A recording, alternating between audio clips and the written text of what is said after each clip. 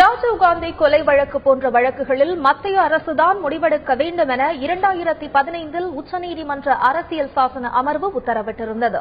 இந்த முடிவை மறு ஆய்வு செய்ய கோரி உச்சநீதிமன்றத்தில் தமிழக அரசு மறு ஆய்வு மனு ஒன்றை தாக்கல் செய்துள்ளதாக கூறுகிறார் எமது டெல்லி செய்தியாளர் அரவிந்த். இதுகுறித்து அவரிடம் கேட்போம். வணக்கம் அரவிந்த். உச்சநீதிமன்றத்தில் தமிழக அரசு தாக்கல் செய்துள்ள மறு ஆய்வு மனு பற்றி சொல்லுங்க.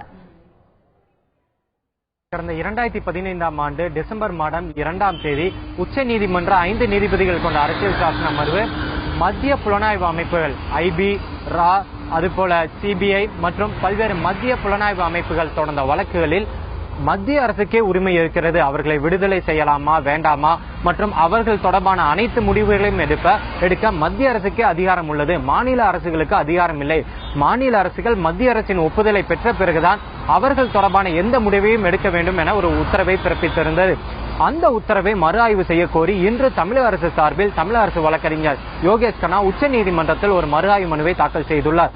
அந்த மறு ஆய்வு மனுவில் இந்தியாவானது ஸ்டேட் மற்றும் யூனியன்கள், ஸ்டேட் மற்றும் சென்ட்ரல்கள் கொண்ட ஒரு பெடரல் ஸ்ட்ரக்சர், இதில் மாநில அரசின் அதிகாரத்தை பறிக்கும் விதத்தில் இந்த உச்சநீதிமன்ற உத்தரவு இருப்பதாகவும், எனவே இந்த உத்தரவை மறு ஆய்வு செய்ய கோரி தமிழக அரசு சார்பில் இன்று அந்த ஒரு மறு ஆய்வு மனு தாக்கல் செய்யப்பட்டுள்ளது.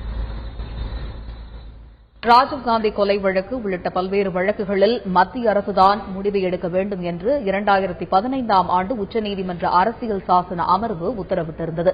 இந்த முடிவை மறு ஆய்வு செய்யக்கோரி தமிழக அரசு சார்பில் மறுசீராய்வு மனு தாக்கல் செய்யப்பட்டிருக்கிறது. அந்த மனுவில் குறிப்பிடப்பட்டிருக்கக்கூடிய பல்வேறு விஷயங்கள் குறித்து எமது செய்தியாளர் அரவிந்த் வழங்கிய தகவல்களை பார்த்தோம்.